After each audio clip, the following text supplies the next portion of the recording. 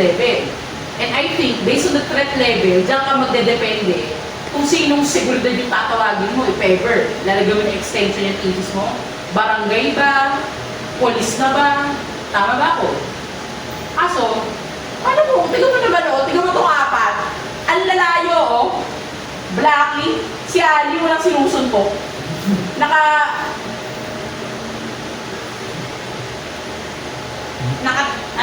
Threat.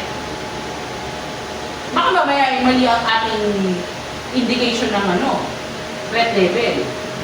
Yun lang naman yung sa akin Kasi kung hindi naman nagkakatamaan at wala namang tutukan na nagaganap, kung wala kang na-establish na threshold, na dapat eto yung tanggapin ko, na babasahin ko na to as threat. Di ba? Hindi ko siya dapat i-consider na threat. Dapat ang ginawa nyo dyan, para mo-consider mo siya talaga na as threat, naglagay kayo ng threshold na, dapat magkakalapit yung dalawa Dapat magkatakatuwi.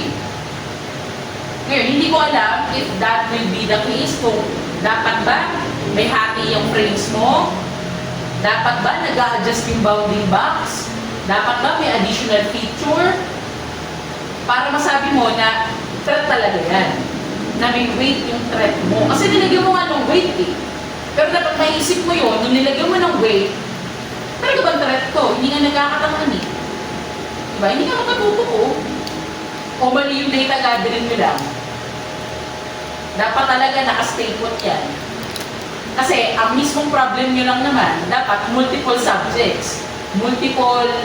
Tama ba ako? Multiple assailant, multiple victim, multiple weapons. Tama ba? Baka mamaya, mali lang talaga yung pinapakita nyo sa video na nag-iikutan yung mga tao niyan. Na dapat, ang nilagay nyo sa delimitation, magkakatapat na talaga sila. Para at least limit nyo na yun. Na ma'am, ang assailant at victim, talagang hindi yan pakalat-kalat. Kumbaga, may direct interaction ang victim at assailant. Para masabi natin, pag nilagay mo yun, threat talaga siya. Kasi we are assuming, based on our study, that they have direct interaction. Hindi dapat yung ganyan. Ipapakita mo sa amin na analysis. Yung naglilikot-likot yan. Tama ba? Parang we are assuming na ito yung setup mo, maraming victim, maraming assailant, maraming weapon, yan yun ma'am. Threat talaga yan. Dapat nilagay nyo na lang yun. Hindi yung pag ganyan paikot-ikot yan sila ano dyan. I think sa akin lusot yun. Sa iba. If ever. Na parang lalagyan na lang ako sa delimitation na meron talagang direct interaction. Yung, kunwari, tinutukan ka ng baril. Yung baril talaga, technically, nakatutok yun sa tao, hindi yan nakatutok sa ibang bagay. Kasi if we are ganyan, yung paikot yung pangyayari, hindi siya nag-make sense. For me. What do you think? O tama talaga yung ginagawa niyo dyan?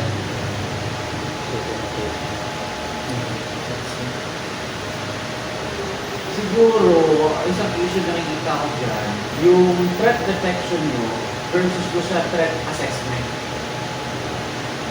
Kasi, nare-detect niya, pero hindi niya na-assess kung threat ba talaga. Yun nga. Yun yung sinasabi niya. Nare-detect niya, merong iba rin, merong mga victim. Pero, yung assessment niya, assessment pa rin ng tao. Hindi yung system yung yung naggagawa. Tama ba? So, nare-detect niya lang. So, paano yun? Paano natin malusolusyonan na yung system mismo yung mag-a-assess ng threat nito? Pero in the first place, yung threat score weights natin, subjective. Tama, kayo lang assign lang, di ba? Unless, pinatsakan niyo yung sa ano? Pulas. Okay. Dapat may validation yun. Tama ba itong threat assessment natin na ito? Tama ba itong mga nilagay natin dito? Akala naman, mabilis tayo dito. Patay tayo dito. Or, dapat meron kayong studies na nagsasabi na dapat, at least man lang, meron kayong reference study na dapat ganito yung weights ng mga yung threat score. Hindi pwedeng ano lang kasi ito po yung tinag namin. Hindi pwede. Kasi babalik ka doon sa problem. Ano ba yung pinaka-problem niya? Ano ba yung nakita ng problem niya sa or? Ano ba yung gusto niyo solusyonan? Hindi pwede ba yun? Nag-improve lang kami ng ano eh. In-improve namin yung camera, in-improve namin yung algorithm, okay na kung dates namin ito. Kaya ano ba yung in-establish yung problem doon sa previous pieces? Ngayon kanila, detection lang din, inuulit lang din ang detection lang dito, pero wala namang assessment. Nakalagay nyo dyan, ano, assessment. Kung yung assessment na mangyayari, assessment pa rin yung nanonood ng tao, wala assessment yun, detection ng tao. Pero mahalaga sa inyo assessment. Hindi pa ka na score eh. So, medyo ekis tayo sa assessment na. Okay tayo dyan. Hindi pwede yung gano'n. Sige, ano ba sunod? Wala na? Yan lang yung last video. Sige, punta nga tayo sa PowerPoint. Pabilis na lang to ha. Let's see na lang yung PowerPoint. Tapos, kahit wag na kayong mag-report muna. Tingnan muna natin yung content. Kasi, mali naman talaga yung assessment eh. Sige.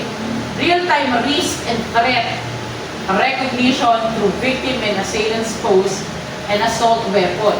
Risk and threat recognition. Asan yung assessment?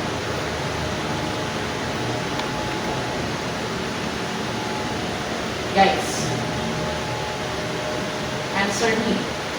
Real-time risk and threat recognition.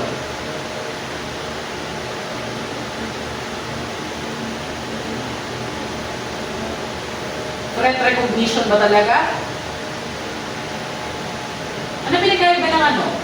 Magkaiba ba ang threat recognition and assessment? Ikaw sa ba ako? Ulitin namin kayo, tagal-ulitin kayo eh. Through victim and assailant's pose and assault weapon. Through IP ako. Real-time risk and threat recognition. Ayun. Sige, ano yung risk recognition?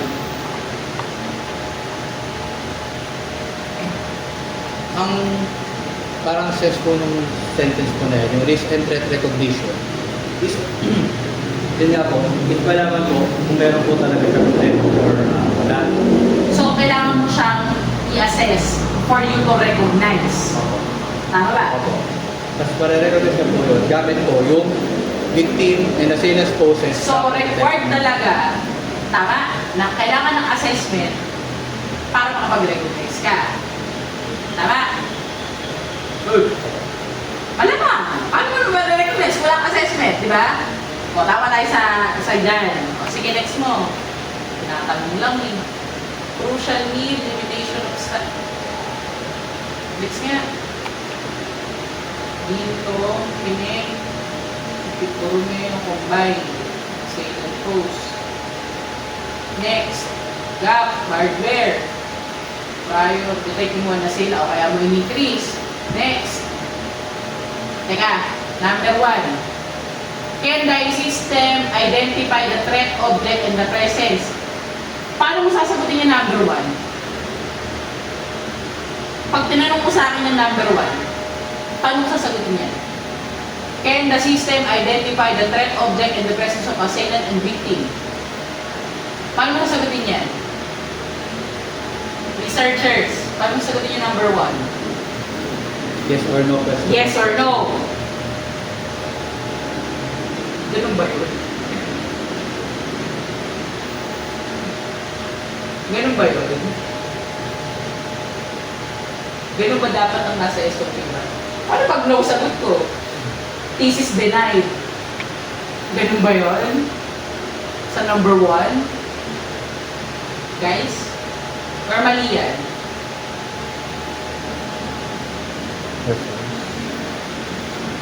Sagutin niyo ako. Para magpabilis tayo. Mali lang po yung construction. Mali, ano dapat din dyan?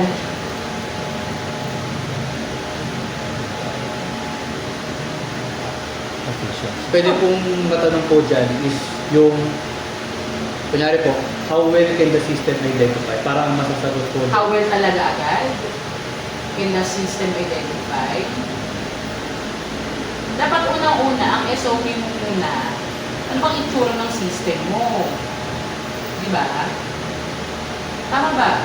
Anong itsura ng system mo? Nagagamitan mo na YOLO 11. Di ba? Gamit yung IP camera. Mag-develop ka muna. Tama. Pangalawa, dapat ka madagdagan yan eh. Kasi Sir Asko pa ang inyong advance. Aba. Number 2, paano may implement yung YOLO 11 algorithm? Di ba? Para makapag-identify muna. Mas pangatlo, yung scoring. Di ba? Ang tanong, number 2 nga, parang hirap eh, how can the system implement a scoring algorithm? Kayo nag-implement dun eh. Pero doon mo masasagot yung number 2, yung tinatanong ko kanina. Yung yan, sabi ni Nap, yung assessment, paano siya nangyayari? Tama ba ako? Yung 2? Yung assessment, paano mo masasabi na at that moment threat siya? At that moment, hindi siya threat. Kahit may gamit dyan, kung hindi siya threat, hindi siya dapat nagka-count as threat. Tama ba? Tama ka doon, yung kunwari, ang weapon, nandyan lang, hindi mo ginagamit. Threat ba yun? Oo. Kunwari nakalapag lang, di ba? Kunwari, let's say ha,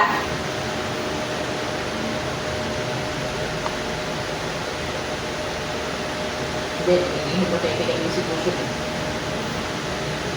Sige, okay na. Hindi hypothetical.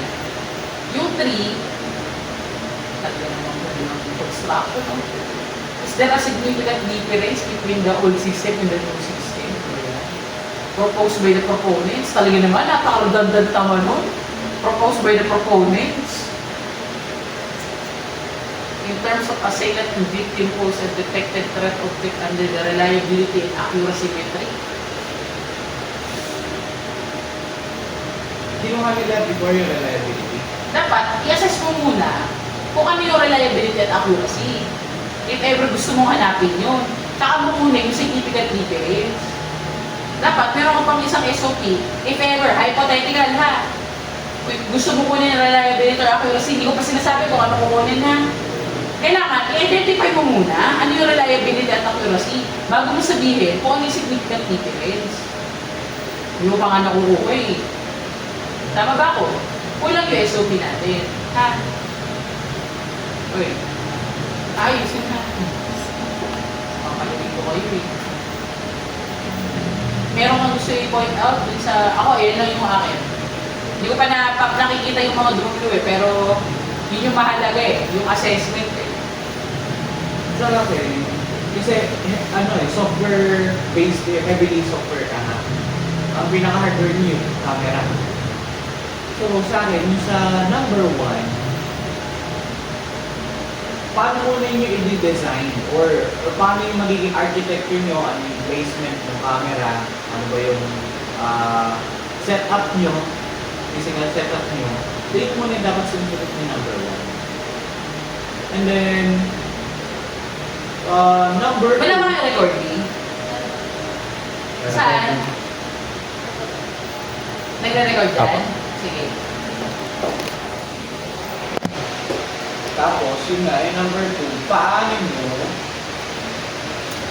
Gagamitin si YOLO 11 paano siya nakaka-identify? ng assailant, ng victim, ng weapon. Tapos yung 3, Acquisition, paano nyo i-acquire yung mga data? Paano nyo masasabi na, okay to, tama talaga yung data na hindi, yun na yung 2. Yun na yung 2. How can the data acquired from the camera be used parang to implement blah blah blah algorithm para makuha mo to, yung threat. O pangatlo, paano mo i-evaluate nung yung mga specific presence ng assailant victim weapon ito conversion sa threat. Yung sinasabi ko kanina, di ba? Paano mo i-relate yung mga na-detect na assailant victim weapon para maging threat siya. Kasi kailangan mo convert yun. Tama, kaya nga nalagay ka scoring din eh. Tapos yung pang-apat, marami kasi ang dami nilagay. Di ba? Pang-apat, yun nga lang, hindi pa tayo sure, hindi pa natin nakikita sa mga next slides kung ano yung i-evaluate mo. Reliability ba or accuracy? Diba? Pero, for me, di ba dapat, Dapat tuloy po ito evaluation. Oo na dapat yun. yun nga, yung sinasabi ko kanina. Kunin mo na nila yung either reliability or accuracy. Tapos yung pang-apat, kung may difference ba siya doon sa dati. Yun yung pang-apat. Ay pang-apat, tama. Even mo sa previous paper Hindi, pang-lima. Kasama one yung design eh. One yung design. Pangalawa, paano gagamitin paano mo gagamitin yung YOLO para ma-detect yung assailant victim weapon. Pangatlo, paano mo i-convert yung assailant victim weapon into a threat. Pang-apat, reliability or accuracy of the system. Pang-lima, difference between the proposed and the previous. I think that's it. Dun ba sa all? Ano yung inuman nila? All po, kinuha po nila number 1, which yung accuracy po muna. And then accuracy po ng bawat class. Bawat post and object po. And then, kinuha din po nila yung reliability. Reliability, yun po yung true positive, true negative, or positive, false negative, precision, recall, and F1 scores po. Tama yun. Wala tayong gagawin mo lang yun. Ang concern lang, kailangan mo kasi mag-provide ng data. Kasi anong pinagkaiba ng date ng thesis sa kanila? Sa inyo, multiple subjects. Tama ba? Kapakita ba natin yun? Kasi alam ko, pag nag-multiple na, nakalimutan ko na kanina study. Pag nag-multiple subjects na siya, parang parang sa mga previous na usapan nila Eugene, dapat mapatunayan natin na mas maganda yung system mo kapag kaya niyang mag-detect ng multiple. Gets mo ko? Pero paano nila mapakita yun? Yung testing ng multiple. Doon po, isang false positive na false negative. Sa isang trial nila, maraming sample. Di ba kung gano'n po Pero di ba kalat-kalat yun? For example, dalawa muna, o tatlo muna. Hindi, ganun nga po. Diba, sa dating previous study, isang sa kanila. Isa lang yun eh. Sa tao lang. Ayun, yun sa kanila. Hindi, isang pair. Isang victim, isang assailant. Okay. Ito Weapon. po namin. Diyan, oo. Ang inaano ko lang, para na siya i-present. Nag-iisip na kami ng kasi nga binamadali na natin eh, kaya iniisip na anong ilalagay. Hindi ko kasi alam kung may naisip kayo, please share ha. Para hindi kami, sige nga, next muna, sige. Let's see. Objectives to be able to recognize agad. Ano ko muna, compare agad. To assess on detecting multiple. Mababago yan, mababago yung isopin nyo eh. Next. Hypothesis.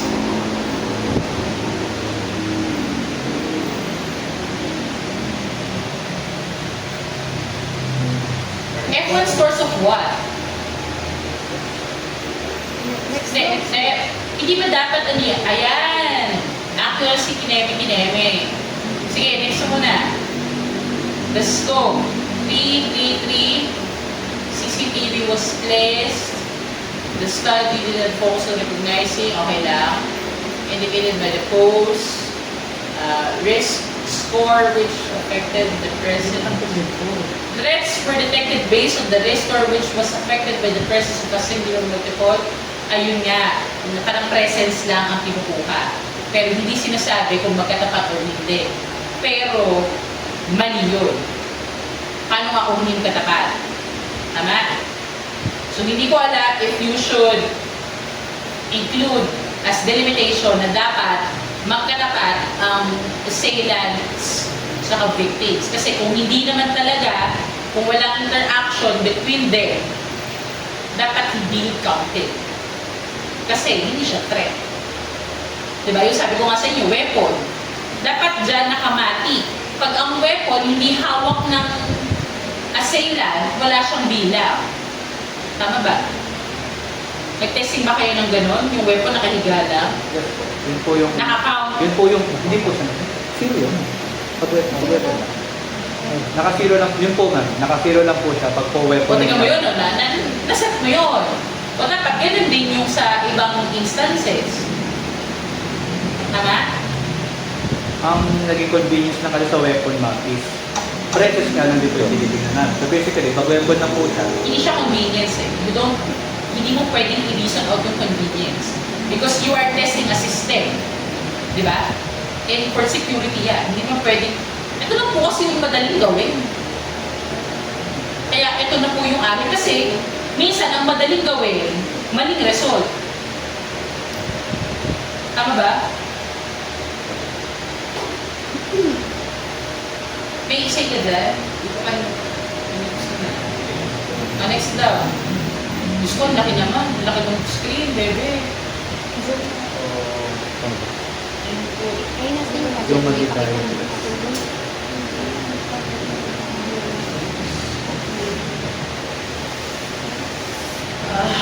Shit.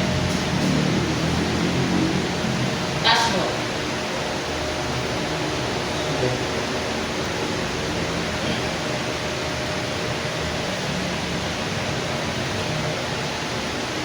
Process nga, gitna. Process, image acquisition, labeling, utilization of Euro 11, evaluation, scoring, implementation. Sige. Wala naman akong concern ka?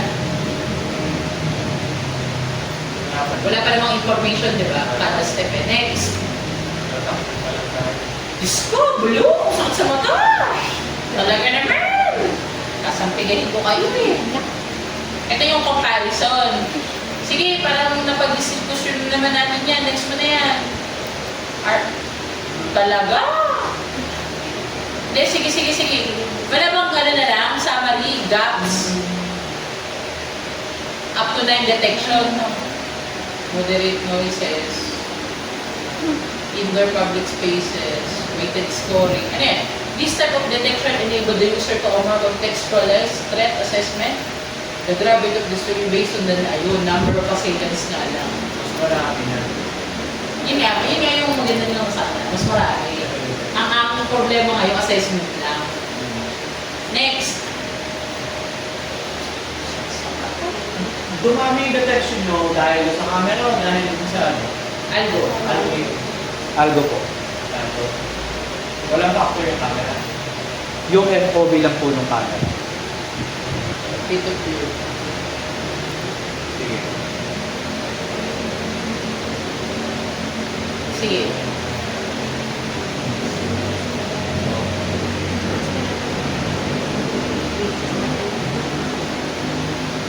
Next.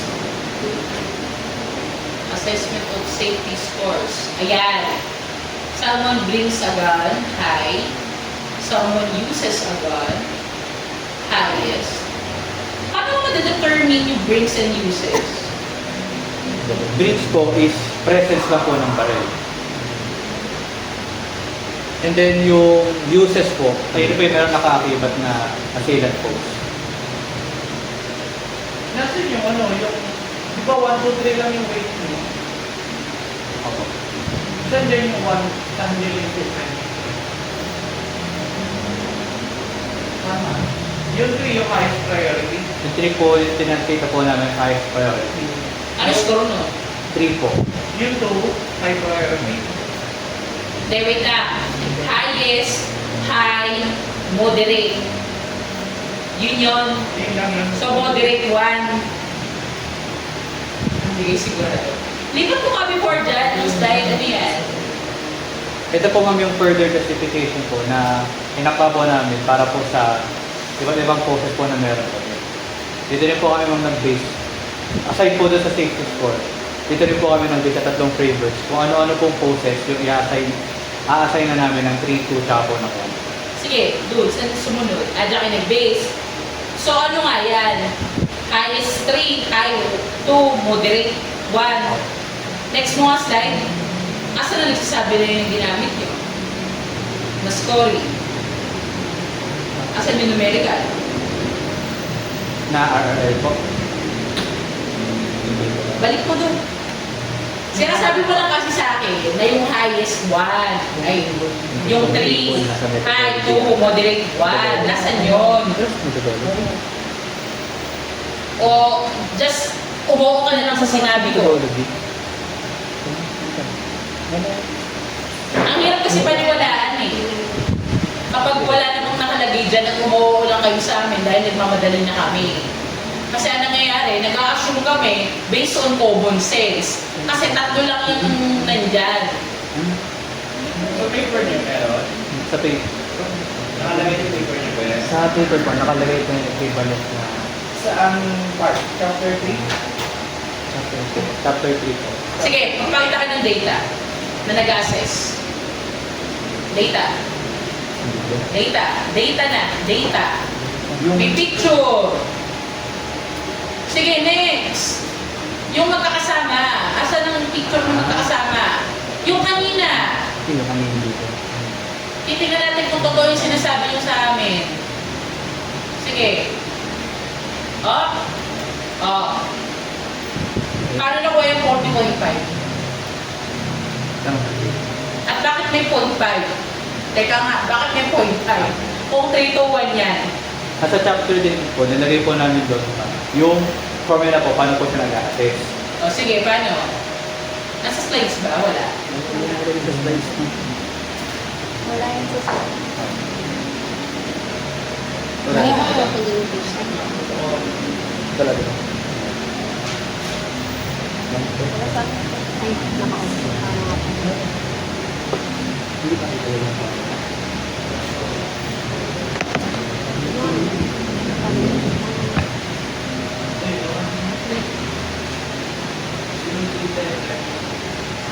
Ha? Iba yun nandyan? Eh, bakit tumuo tumawa sa 3 to 1 natin? Asang page? Hindi, ito. Sa chapter 4 na tama.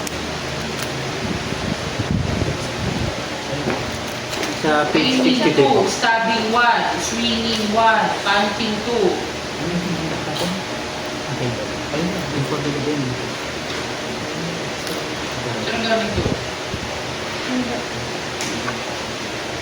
Ano lang yung stabbing? Bat 2, knife 2. Dalawa. Hindi.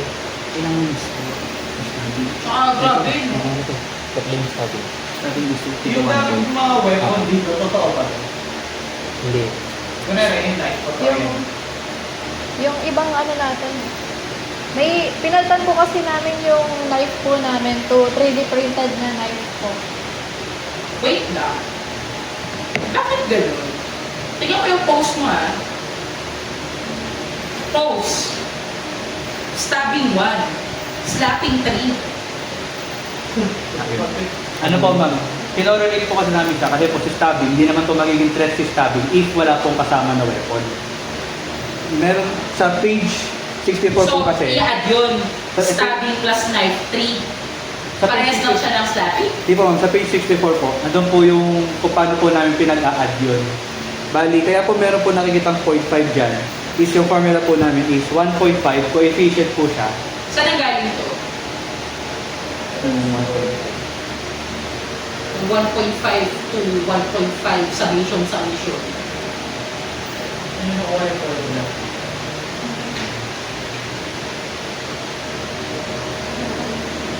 Ayun, meron. Saan ako to? Pag-isis nyo to.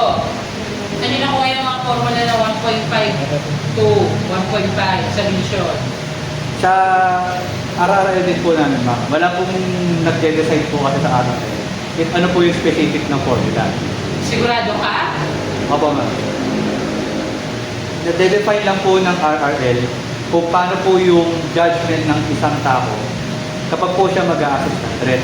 Like for example po, yung weapon po, yung sa pangalawa pong parenthesis, si weapon po ay naka-multiply sa assailants. So, pag po, sabi ko po kanina, pag po 0 yung assailants and 0 po yung victim, kahit meron pong presence ng weapon, dahil naka-multiply po Hindi, siya ang dun tanong ko, simple lang eh. Saan ang galing yung formula? sa formula base po wala. Wala? Totoo? Ibig sabihin ko itong paper na pinakalagay dito. Wala kayong basis ng formula ng transport.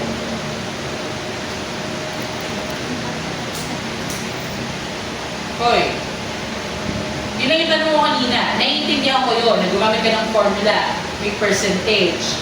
Talagang magkakaroon ng portion, maapektuhan yung weapons assailants kineme. Ang question lang namin, saan nang galing yung formula? Tama ba ako?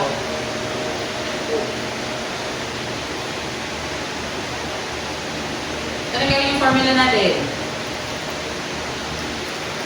Nanggaling sa... Uy! Yung exact formula po ba, ma'am? May inexact ba? Isa lang Hindi ang po, ma'am. formula na ginagamit mo, di ba? Ito pong formula po kasi nito is, kami po yung gumawa. Pero meron po kami basis sa kung paano po namin ma-adjust yung pagkaka-arrange po ng formula. Paano mo masasabi na yung ginawa mo ay tama?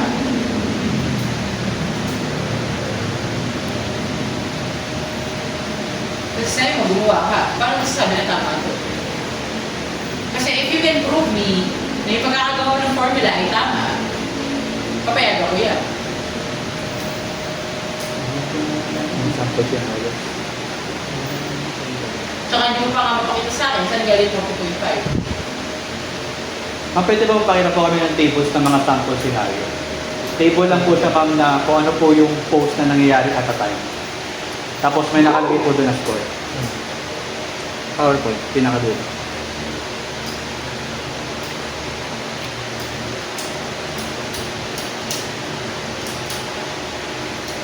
Yung mga tables sa pinakadulo. Nagsimula ka sa no threats ko. Diyan, di ba? I-push ko. Ito po yung naging basis namin. Naglista po kami ng iba. Naglista po kami ng all possible combinations po na pwede po namin na pwede po mangyari dun sa isang sample scenario. For example po, ito po yung condition ng no threat. Sa no threat po, as mentioned ko po kanina, majority po ng na-detect na no threat is mga weapons po na wala naman pong assailants. So, nakita po namin doon na pumasok po doon yung logic kahit gumagamit po kami ng formula. Next slide. Ito naman po ma'am is kapag low threat. Medyo mababa po yung scores niya. Si low threat po kasi, although wala pa rin pong gumagamit ng weapons, pero ang difference na po sa study nila Borromeo et al. Is, nako-consider na din po na dumadami po yung number ng victims. Which is yung HUP, hands up, and then BLK, blocking. Dumadami po sila. Anong range mo ng low threat? This is 40. This is total. 3 to 9 po. Ha? 3 to 9. Hindi. 3 to 9? Hindi. Points ba yun? Balik ka dun sa video muna. Sige, sa video. Ito po. What do you mean by substantial threat? 40.5. Kasi nagigets ko na yung point eh. Diba? Low threat may point siya. Moderate threat, meron siyang point. Diba? Apo. Ano yung point? Pula pa. Does it mean high yan? Yung ba yun? Anong kulay ang sarap mo sa CBA? Ano yung naging lower? Maroon ng CBA. Substantial threat. Hindi ko siya umaabot din sa 15. So, this is substantial threat. So, dapat meron kami ng ano. Balik ko nga ulit sa TV. Upper tsaka lower levels swing. Tsaka wait Ito lang. yung substantial ka. Bakit yung threat levels nyo Hindi, next mo lang. hindi siya proportion 0, 3, 10, 30, 50. Saan nanggaling yun? Meron ba Like kayong... 20? May basis ba kayo? Kung score threshold? Oo, threat score criteria. This, sige, Meron ba yun? Or kayo lang din nag-set? page 65 of the paper. 0, 3, 10, 30, 50.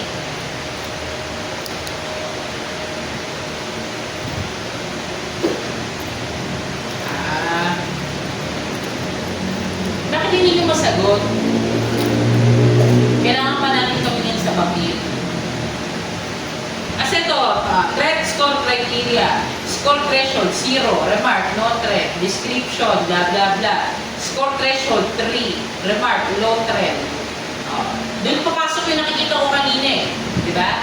Ayan o, substantial threat criteria. 30, 30, 30.5, 30.5, 30.5. Kaya ako ba sineta 30? Yung ba yun? Actually po, dito din po kami nagbase kung ano po yung threshold kada po levels ng threat.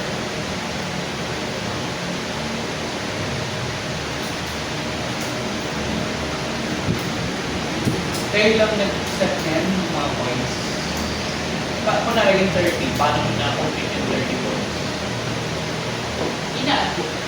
Sweet. Yung sweet. Tama ba? Inat.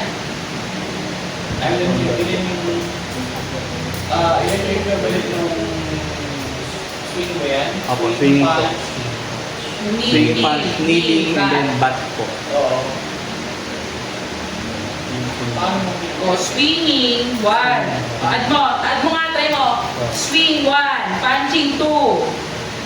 Kneel, kneel, kneel. 3 po. 3, 3, 3. 9. Plus bat, 2. Ano lalabas? Pag po simple, add lang po ma'am, 14 po. 14. Pero tingnan mo yung average. May formula kayo ginagamit, di ba? Threat score. 1.5 times number of assailants. Yung assailants.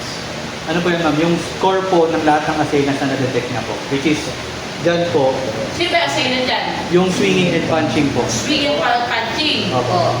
1.5 times summation of Yung ano po ba? punching 2, 3. 1.5 times 3. Plus 2 times number of assailants. Number of assailants times number of... Hindi. Summation ng score. Tama ba ako? Opo. Summation ng score yun eh. Opo. So, assailants, swinging and punching, ayun yung ASL. So, ang score niya, 3. 3 times summation ng weapons, bat, score ng bat, 2 po. 2. Plus, 1.5 times summation ng victim. Tatlong Nil, po. 9. Tama? Opo. O, pa-compute.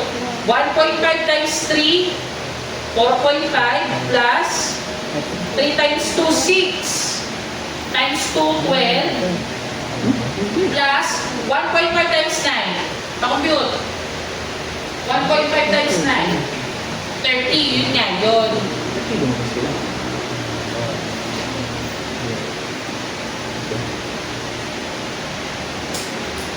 Tapos naglagay na lang kayo ng different situation. Pero ang question ko, bakit yan ang nilagay yung situation para yan ay compute mo sa substantial threat na low? Actually po ma'am, ito lang po yung nilagay po namin sa PowerPoint. Pero sa computation po namin, lahat po talaga ng possible scenarios ang nilagay po namin. 30. 30 po kasi yung lowest possible niya po under ng substantial. O nga. Doon po kami magbabase kung ano po yung lowest possible. And then nagbase din po kami ma'am, yung sa highest possible niya po, before siya maging severe, which is 49.5.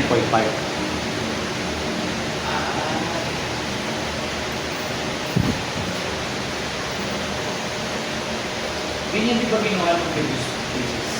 Kaya, Hindi po sila nag-score. Nag-boolean lang po. Nag-boolean po sila. Hindi kasi, hindi sila nag-review. hindi kasi tinitipon. Hindi kasi multiple, tama. Kaya parang kanila, basta may assailant, may victim, may weapon, threat yun. Ganun yung dati. Tama? Apo. Pero hindi pa rin nasasagot kanina, nagkaroon yung formula. Yung 1.5 times na mga malina. Saan nyo nakuha yun? Paano kayo nag-arrive na meron ganun constant? Relation ko nga. May summation pa. Saan nyo nakuha yun? Kasi kung titignan mo lang doon, hindi ko may cases eh. Yung table na pinakita nyo niya, hindi ko Fit makikita siya. na Oo. meron 1.5, Paano ka nag-arrive sa ganung formula? Okay, practice na. Tayo tayo dyan. Una po, di po kasi namin din pwede po i-add. Kasi po, kapag po simple addition lang, Malamang, Yun po, hindi mo nga pwede. hindi ko na makukonsider. Ang tinatanong lang namin, saan mo nakuha? Anong basis yun sa formula na yun? Saan nyo nakuha yung mga constants? Kasi 947 na. yung constants po, inasayin lang din po namin siya. Bakit? Bakit? Hindi naging bias yun. Kayo na gusto Kasi yun. yun yung nangyari, hindi pwede kasi inasign ko lang.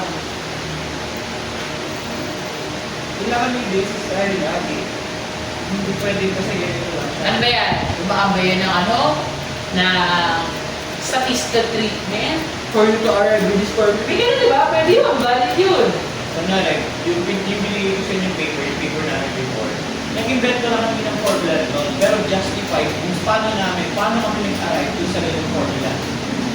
Based sa trigonometric equation. Kaya kami nagkaroon ng ganung formula. Wala ganung formula before. Kami na nag-invento nun. Pero, meron kami specific analysis na ginawa para mag-arrive kami sa ganung klaseng formula. And ngayon, dito sa table na to, iniisip ko, kung ako yung babasa, paano mag-arrange sa ganung formula based lang sa table niya? Pwede naman yun, pwede kayong makaisip, pero kailangan nyo nga lang mag-justify kung bakit ganun yung formula niya. Most of our basis po kasi, objective judgment lang din po kasi binibigay nila. So, objective po. Subjective pala. Subjective judgment lang din po, yung binibigay po nila. Nabibigay nung sinay po namin ng tatlong flavors po kanina, yung pinakita po namin kanina na lasa, and then O yun nga eh, subjective yung kanila. Kaya tayo gagawa ng numerical value para hindi siya subjective. Naka-base tayo sa value. Kaso,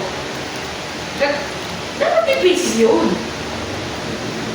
So baka ano ng mga community, hindi nyo na-testing ito, no? Kung meron ba silang assessment, paano nila kino-compute, dahil yung assessment. Doon po, bukod po doon sa sources, magtanong din po kami sa mga nakakausap po na, nakakilala po ng game experts. Same din lang din po sila na ginagamit, na subjective criteria. Kasi sila po yung trained doon. So, sila po yung tao. So, Sure naman na silang criteria paano ma-assess niya hyper to, meron ba ang combination na dapat specific scenario para ma-assess niya. Kasi parang for me, parang kasi na when it comes to crimes, the presence of the object itself, and kapag meron na talagang tutukar, yun na yun. Wala na siyang ano, wala ka nang habol doon. Siguro, ang base na lang, talaga siya, kung may nangyari masama sa victim. Parang yun lang kanila. Basta may tutukan na nangyari, crime na yan. Diba? Parang hindi naman actually hindi pinag-uusapan ng threat masyado. Kumbaga, tayo lang kasi gusto nating malaman yun as nagtatrabaho sa mga system. Baka nga talaga, wala pa nag-exist na threat classification na, severe na to, wala to, ganyan, unless kulang yung kararalan nila. Yung talaga. Kasi, alam ko, sa police, meron silang standard procedure. So, doon sa standard procedure na yun, malamang sa malamang, meron silang basis para masabi nila pressure. Although, oo nga, sabi mo, ano siya, subjective siya, pero at the same time, dapat meron silang standard na sinusunod. Ayun yung kailangan natin. Ano mga sample ng low threat ko? Patingin niya. Low threat. model. Punch, ano yan? Ano yun? Model po. High up. Hand up. Hands up, hands up. Hands up. Motive. Hindi mo naman sunod. Nakakalito naman. Stabbing. Yung nasa, kanan po yung sa low threat po. Lowest possible scores po ng low threat. Hindi, sige. Paano nyo na-establish yung table na yan? Paano kayo nagka-arrive na eto, pagsamasamahin natin? Eto, no threat to. Yung ganun, di ba? Gets ba? Bakit kung pagsasama-samahin yung mga nasa table na yan?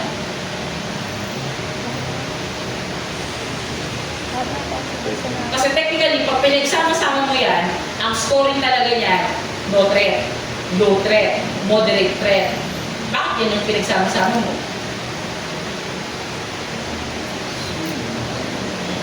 Yun po sa criteria po kung ano po yung no threat, low threat, high threat.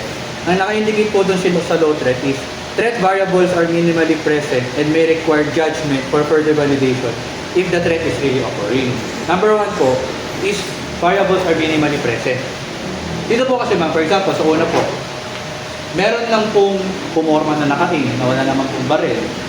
Pero since mukha po siyang may hawak ng baril, naka-defy po siya as low threat. Pangalawa na po is yung punching, which is, sabi ko po kanina, form po siya ng non-weaponized na assault. So baka po may gusto talaga siyang saktan.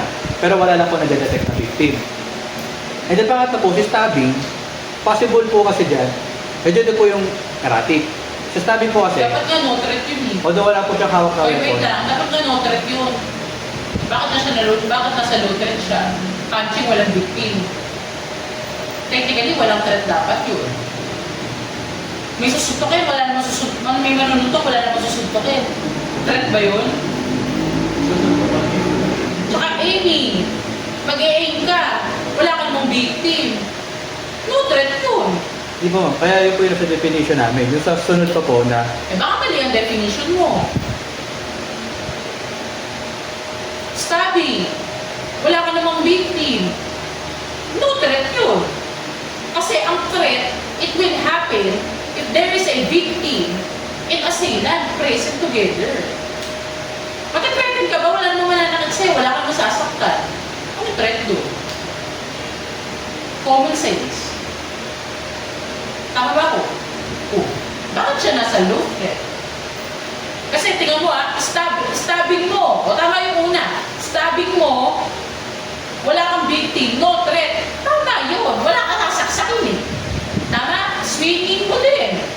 O, bakit yung aiming at punching nasa low threat? Wala ka namang victim. Pati stabbing. si punching po kasi, sabi po kanina si Fraser, sabi din po sa Fraser, si punching po kasi, possible sign po siya ng aggression. So baka lang po kasi wala lang po na nangyari. Possible. Hindi mali yung standard.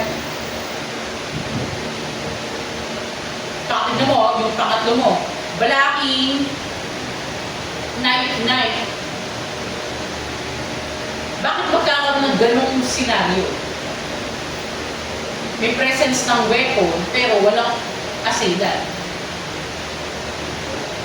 May binablock ka, may weapon, kumuha ka pa ng score, na-identify mo pa as low threat. Ano yun?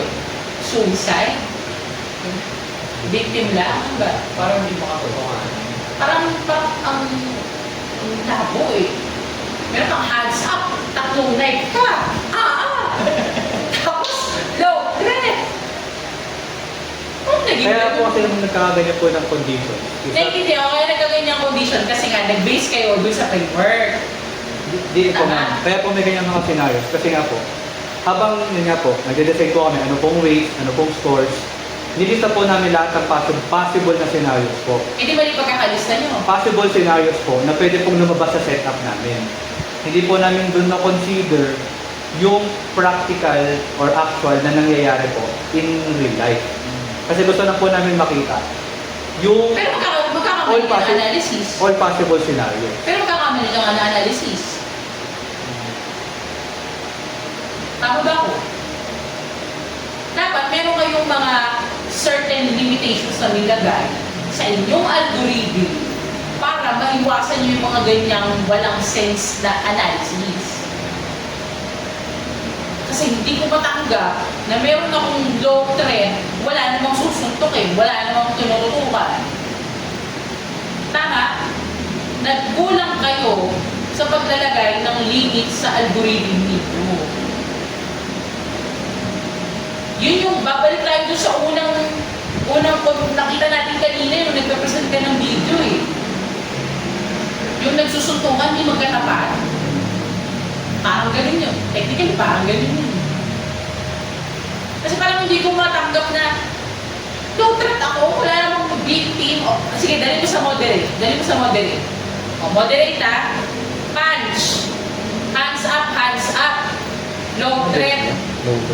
Ma'am, low threat pa rin po siya. Nakaibahan lang po. Yun nga, low threat nga. Pero, may assailant ka na malulutok, hands up, pwede naman. May victim ka kasing present na dyan. Tama ba? Parang puro dyan, may victim ka na eh, matatanggap ko eh. Siguro mali yung yung... Wait lang. Yung sa algorithm ng nila design, kailangan nyo masama doon sa algorithm yun na kapag walang victim, dapat no threat. No threat. O di ba baguhin lang yun sa system nyo na marirecognize siya kapag no victim, dapat zero threat. Babaguhin niya yung algorithm. Kasi iba parang okay na eh. Yun, no? Para siyang conditional. Kunwari, pag nagkano ka, ano ba yun? Pag nag-create ka ng formula sa Excel, kapag walang value, dapat makuha niyang May conclusion ka na agad. dapat makuha kang output mo, zero, instead of na meron ka na Score. error or score. So dapat kapag wala kang value, wala ka. Dapat zero dapat. Ano lang yun sa onting kimas pa dun sa algorithm mo. Yun lang yung problema, parang feeling ko, papasok to, pero kailangan pa rin namin yung basis ng formula. Kailangan yung ma-adjust mo kasi Oo. Pero yun lang, yun napansin namin yung kanina ha, balik ko nga ako, balik ko. Ito, sige. Yan na, yung nagigilid ako dyan sa dalawang table na yan. Ha? Tama yung first, no threat yan. Yung may mga weapon, wala namang nagamit, no threat talaga yan, di ba? Ngayon, hypothetical, no, paano pag may kumuha? Hindi na natin kontrolado yun. Tama ba? Hindi natin kontrolado yun. Kasi, once na may kumuha, papasok siya agad as assailant. Tama ba? So, hypothetical na yun. Kaya, tama yung first table ng no threat yan.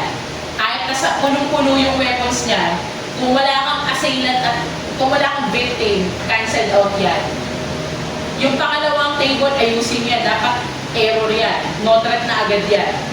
Basta walang victim, no threat. Or may victim, walang assailant, no threat yun. Tama? Tama, di ba? Pag may assailant, walang victim, no threat. Kapag may victim, kahit may weapon yan, pag walang assailant, no threat yun. Itatagdag yun na lang sa inyong program. Naintindihan? Ngayon, magbabago mo yung data mo. Tama ba? Kasi, yung mga ganyang score, nakakadagdag yan sa sa value mo ng accuracy at reliability. Kasi technically, pag pinasok mo yan, pag dyan tayo nag-base, mali ang data mo. Kahit ano pa yung nakuha mo sa mga previous slides. Tama? Kasi, kahit sabihin mong, pag hinahanapan namin kayo ng formula ngayon, magiging mali pa rin yung nasa dulo mo eh. Kasi mali yung analysis mo dyan. Tama ba? Sige, next mo. Next mo. Next. Sige, next na. Malala talaga yung mga yun. Wala, luya. O, next. Summary of findings. Wait lang ha. Hindi, okay lang. Summary of findings. Bakit ang baba sa assailant at threat? 87 at 80. Yung data. Oh, Sige yung data. Meron. Okay, balik mo lang siya. Yan. ayan. Ito baba ng assailant at threat. Okay, wait lang. Sige, let's sum this up. Hindi pa pala yun yung sagot. Yun to na lang. Kasi alas 10 na. I don't know if mag-agree ka sa akin. But this group needs another presentation. Pero, it depends on you guys. Pwede naman kayo sumabay sa tatlo. Or if sa tingin nyo, mas mauna kayong matapos dun sa tatlong grupo, you can request for an online defense for me. Okay na ba yun ako? Kasi pili ko uulit dito eh. Kasi wala pa nga kayong base ng formula. Kasi hanggat wala kayo na-provide sa amin na basis, mahirap paniwalaan yung formula.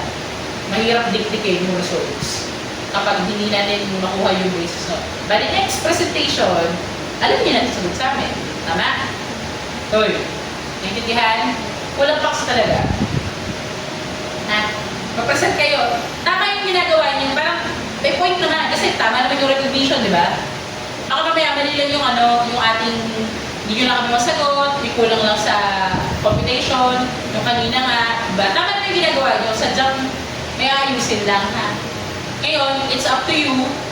If gusto nyo mag-present ng face-to-face, kasabay ng tatlong grupo, or if you want na tingin nyo, mas mauuna kayo sa tatlong grupo kaysa intayin nyo sila, you can request for an online defense.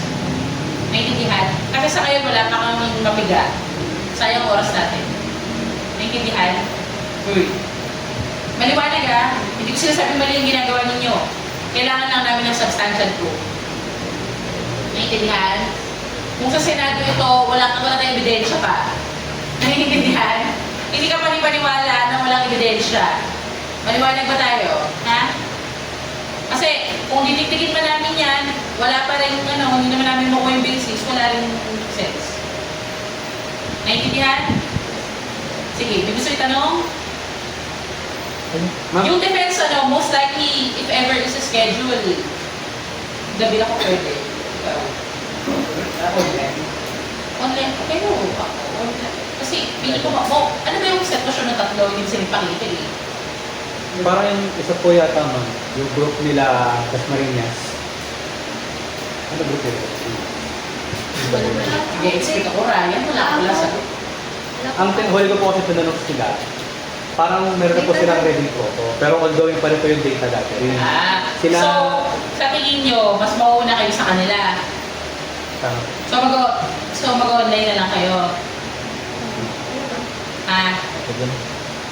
O ngayon, kung online kayo, ako kasi, pwede talaga ako. Kung hindi next Saturday free naman ako eh.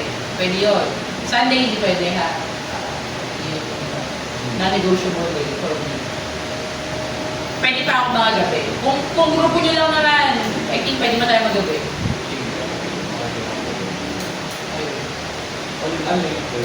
Oo. Kasi, asa yun, magpura ko tayo dito. Akin sa fourth floor. Dito tayo pinakakain ng mga ko. Dito na nga ako eh. Ano? Yun na lang. Ma'am, Yes. may mga data po kasi kami na nakabase po sa success rates ng individual detection po ng post. Hindi po ba namin po mapresent muna talaga yung form, mabigyan ng basis yung formula bago po na napresent? Kasi darating na naman tayo sa multiple eh. Tsaka yun yung point nyo. Di ba? Yun ang study nyo. Maging multiple. Kaya nga natin English eh. Kaya nga gawin natin YOLO B11 eh. Tama ba? Siguro yung ano hinalang natin, ayusin natin yung statistical treatment. Comparative study siya, tama? From the previous study. Ano ginamit yung statistical treatment? Since normal naman po lahat, gawin po kami ng full t-test. Na Full t-test po. good test. Ilan sample? 8 samples in total po. 4 per, meron pong 5 per group, meron pong 4 per group. Yung 5 per group po is assailants, kasi 5 po yung poses namin. 8 lang. Hindi po, yung una po sa assailants po, 5 different poses po. 5 different F1 scores per pose po. So, 10 po siya pag po kasama yung sa alumni. And then sa victim and sa weapons po, since meron na po kaming apat. So, 8 samples po. Kasama po yung sample na nasa alumni. Hindi, sample, ibig sabihin ko yung testing, no? Pag ginagano mo yung mismong yung data sets mo, ilan yung samples na kinuha nila? Total.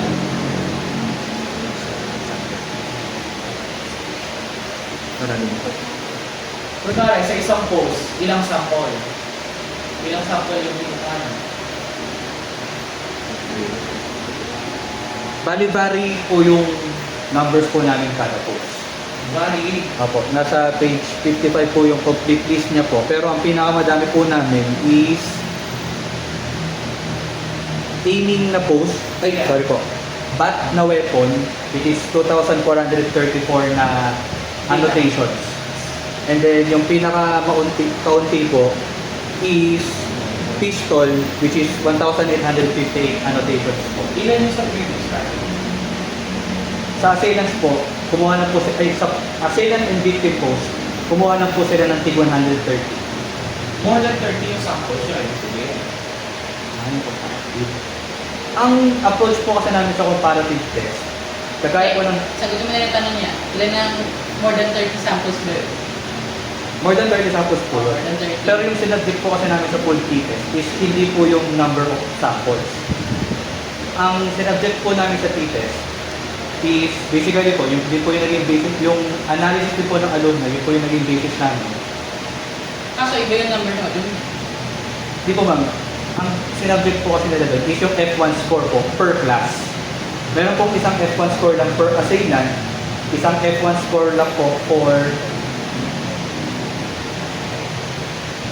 isang assailant score for aiming, isang assailant score for punching, for stabbing, for swinging, for Kasi stabbing. nag-trial and error. Nag-trial sila ng maraming beses. Hindi po ma'am, yung F1 score po kasi,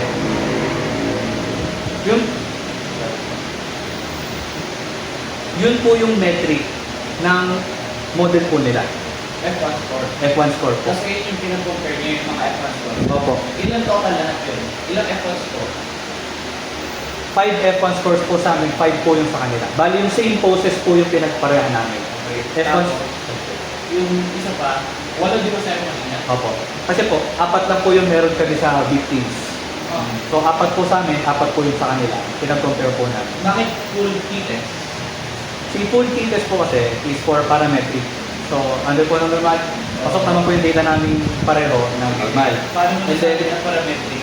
Normal distribution lang. opo, normal po. Paano yung test for independence? Wala na.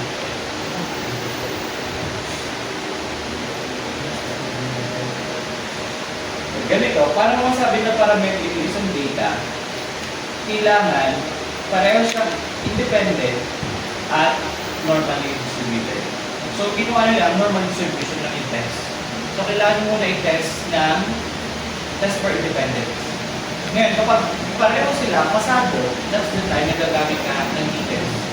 Pag hindi, ano gagamitin? Non-parametric yun kapag hindi. Parametric yung sinasabi yung t-test, tama? Pag non-parametric yung data nyo, ano dapat yung t-test? Yung Thompson. Ito, tama.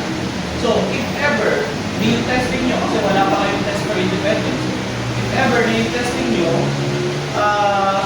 independent siya, and at the same time, normally distributed, na-test nyo yung normal distribution, kailangan nyo i-test yung test for independence. Pag pareho pasado yun, that's the time na gagaling yung t-test.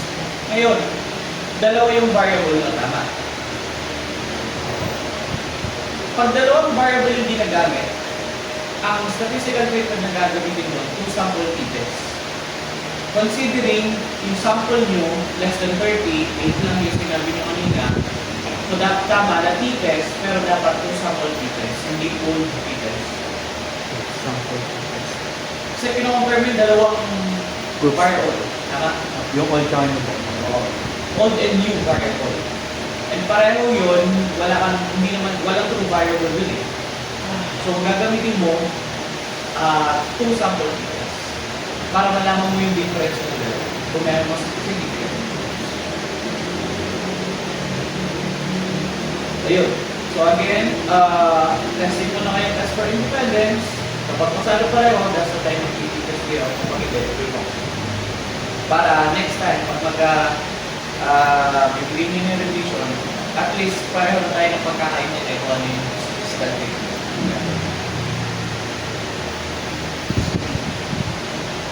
Okay na tayo. Lastly, kinuha nyo yung reliability. Yun po ba yung precision and recall po? Hindi.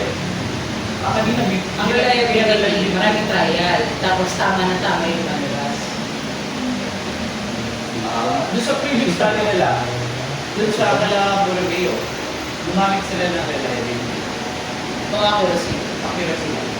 Accuracy lang po yung ginamit po. Huwag nyo na gamitin yung reliability. Okay ba kasi?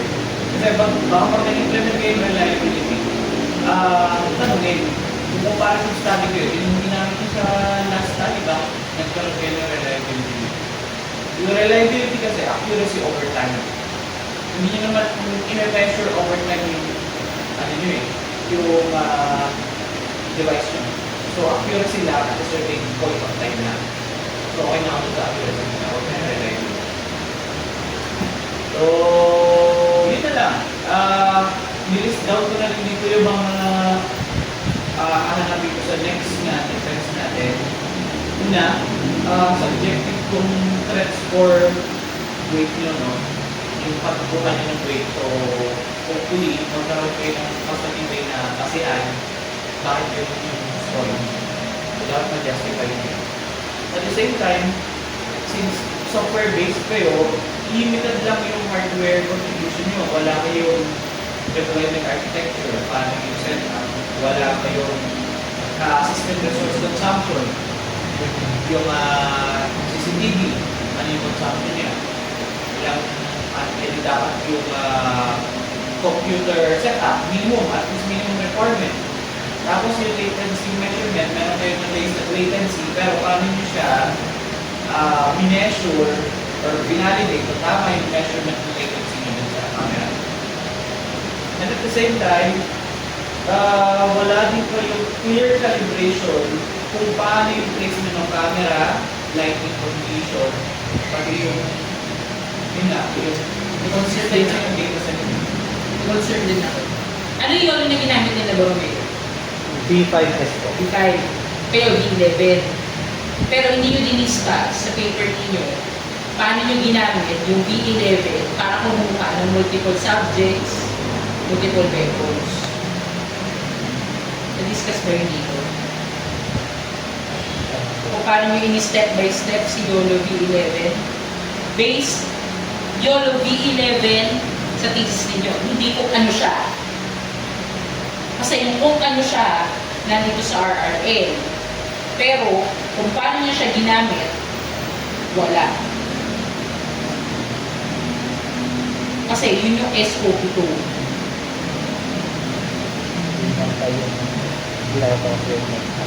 Tama ba? Kung paano nyo ginawa yung bounding box, saan siya nakuha, paano nag-label ba kayo, saan nyo nilagay, in-upload nyo ba dito, paano nyo in-augment yung image.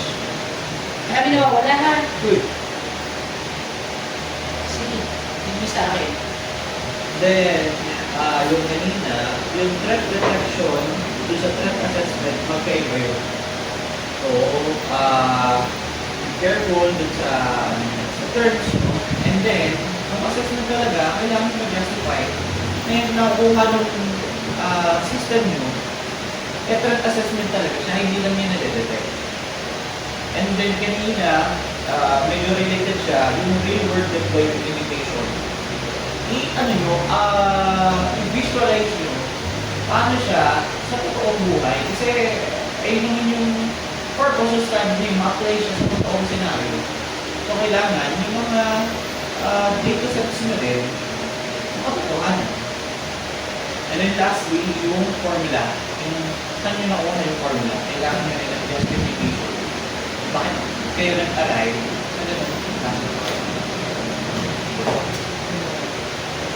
General comments naman na lang. So, sa totoo lang, maganda naman yung paper. Maganda yung paper.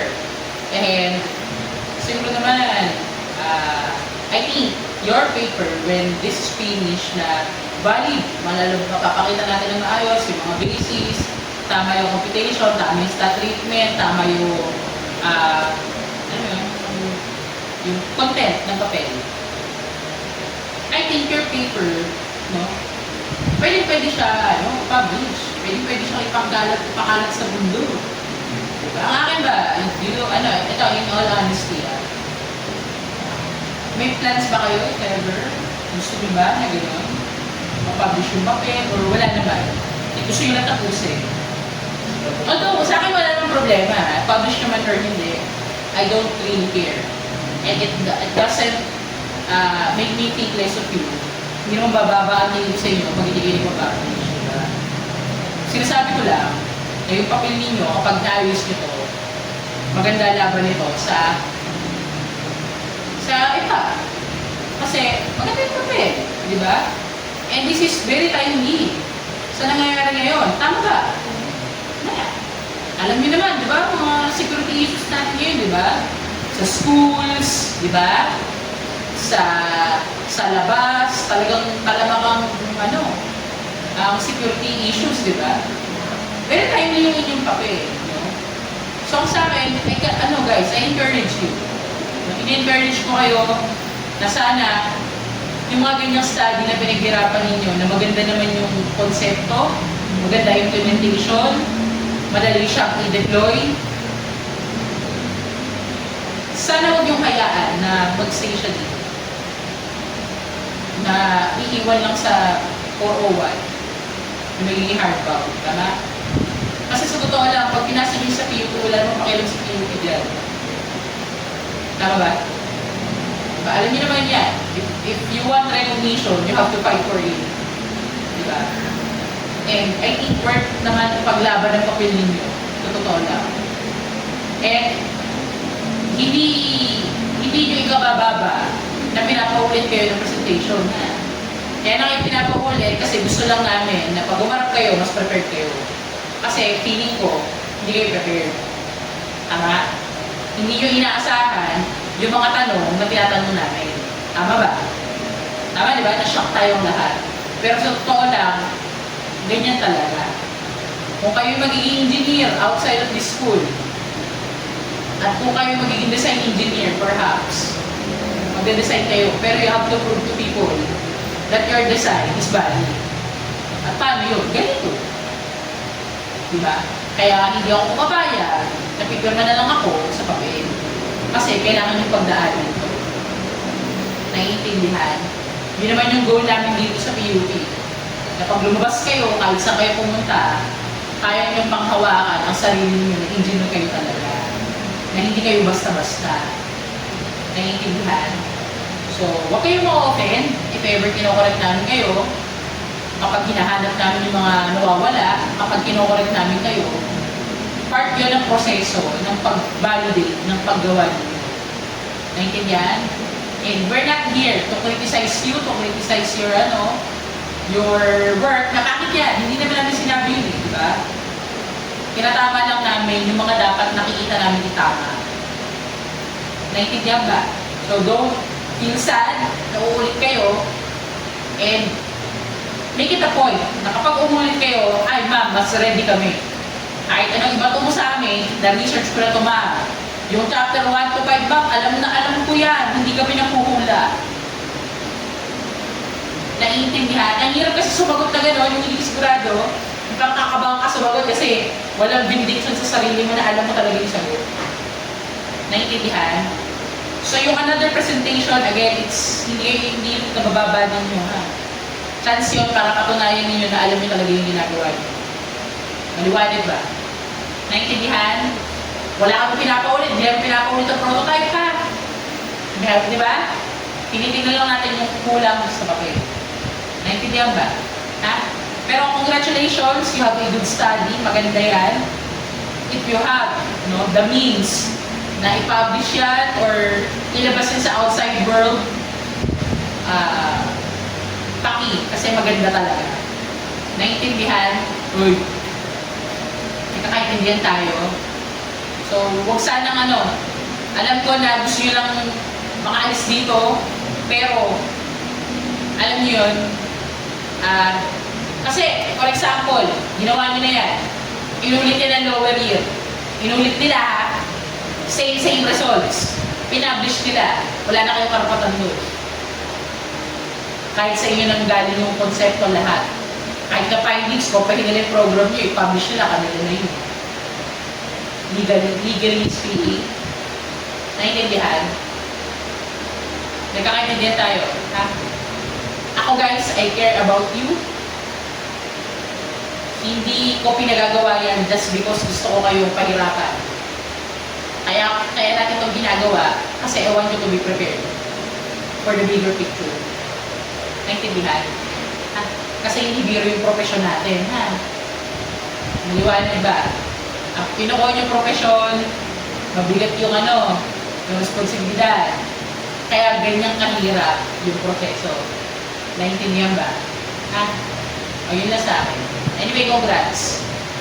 Sana, next presentation, mas prepared tayo. And I'm looking forward to it. Yun lang. Ikaw na. Una, okay panghinaan ng loob. Kasi sa experience ko sa pag-thesis panel, compared sa ibang panel ko, mas okay yung paper ko. Kaso, syempre, hindi kasi natin pwedeng sabihin na basta gumagana siya, okay na. So dapat, syempre, nandun tayo as PUP, dapat, alam mo yun, pag graduate ka, proud ka doon sa thesis paper mo na tama, hindi parang for compliance na lang. Diba? And then, isa pa, kung pangarap nyo na mag-PECE someday, one of the requirement kasi doon ay mag-publish yung paper. And yung paper nyo nga, may potential siya ma-publish kung aayusin pa natin ang content. And isa pa nga, advantage yun, this is advisory ni si Sir Rox, ay si Sir Rox, si Sir Aston, tama. So, sa statistics, Unless pinagkagulo na sila. Pinagkagulo na ba kayo? Sir Astro. Hindi naman kayo nagpapakonsult sa kanya. Pag nyo na ginugulo, nahihiya na kayo. Paano pala ang pirma nyo sa inyo? Walang di ka po namin sure. Ay, tayo. papauwiin nyo muna dito sa Pilipinas. Dahil na. Hindi, baka pwede nyo lang ipadala. Pagpadala na agad kayo ng papel sa kanya, via LBC, pwede naman yun. Kaso yun nga lang yung expenses. Mas papadala pa ba? Oo. Kung gusto nyo, travel kayo na sa Australia. Unless, papayag si Sir Astro na, sige, kumuha na lang kayo ng mga advisor. Para mapirmahan niya. Di ba? Pero yun. Punta na lang kayo lahat sa Australia. Nakagala pa kayo. Nakakapera yung mga yun. Hindi nga tayo pinakain. Sumanulogin. Sige, ano pa? Ano pa na? Yun lang, yung mga, yung mga comments. Ano lang, sundan nyo lang. And, mag-push na lang. Alam ko, nasa isip nyo, gusto nyo na graduate, gusto nyo na mag-board exam. Pero, ito kasi, hindi naman para sa amin to, hanggang pagdating nyo sa pagtatrabaho, kung paano yung attitude nyo sa paggawa ng thesis, kung paano kayo mag-aral, dadalhin nyo sa trabaho. And sana, pag nasa work na kayo, proud kayo na yung thesis mo talagang pinaghirapan nyo, alam mo. So, yun lang, keep up the good work. Malapit na, pero malayo pa. Pero sige, ito na lang. So yun lang. So hopefully sa next natin kita, mas confident kayo sa mga. Wait na nga ng panel yun. Nandiyan pa si Rudy nakaupo. Hindi tayo makatapos. Diba? Diba no? Pipicture tayo ha. Kasi online yung nagpipicture tayo online. Hindi pa. Ilagay mo sa front page. Front page. Gusto ko picture natin na ayan. Zoom mo yan. Zoom mo yan. Zoom. Yan. Tapos na mag-DP niya, di ba?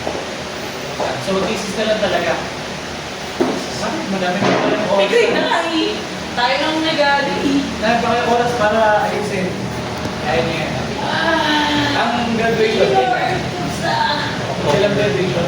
October 2? Ano pa? Tinanong ako ni Ma'am Lenny, Ma'am Evo, kung pupunta ako sa graduation niya, parang gusto kong bawin niya sa lugar. Sino na mapupunta? Sa graduation niya? Sino pala? Sabi namin saglit. Saglit. Ha? Saglit lang eh. Sige, sige. Kaya nga. Ay, pero siya lang ngayon. Alam mo ba graduation ko saan? Saan? PICC! Sorry! Budget ah. Sorry! Ay! Thank you. Picture mo na tayo din. Paano mo picture? Selfie na lang. ba? Kaya mo ba? Ano naman yung